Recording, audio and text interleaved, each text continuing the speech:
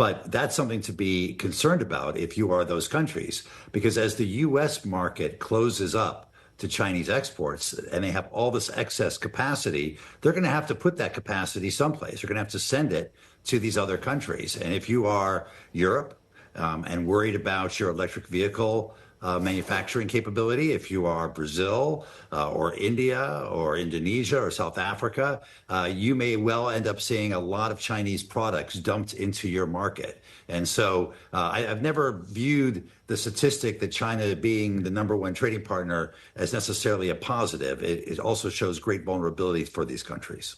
All right, understood. The whole risk of flooding and dumping, as you suggest. Listen, Ambassador, I want to take a step back. Obviously, we have not yet seen any sort of official response from the Chinese, either in terms of firing back with a higher tariff number or anything else, or export restrictions and the like, et cetera. But in terms of response, if anybody would have an idea what the Chinese could possibly be thinking right now, it's you. And I want to take you back several years, and this was when you were a freshly minted USTR.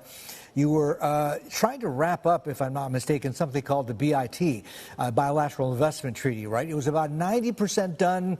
Couldn't tie a ribbon around it simply because there just wasn't enough time. The new Trump administration, the first one, was just coming in. But, having done all that, and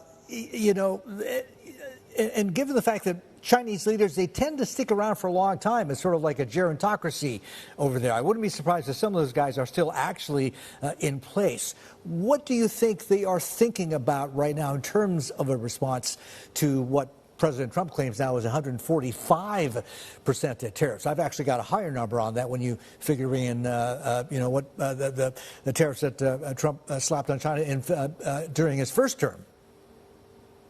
Well, so at some point, the number of the tariffs doesn't really matter because it just becomes prohibitive. So whether it's 80%, 100%, 125, 170, as I've seen some estimates, at some point, it's just too expensive to buy that product. And you're either going to source it from someplace else or you're going to do without, because it's not going to make sense economically to buy that product, whether it's an input into your manufacturing process or whether it's ultimately a consumer product. So I think tariffs have their limits after a while. I think what's interesting is that China also has the capacity to restrict the export of critical minerals, which it's shown willingness to do in the past, and it's in part of the response here, to make life difficult for American firms trying to do business in China, whether it's through antitrust investigations or tax investigations or other mechanisms, the national security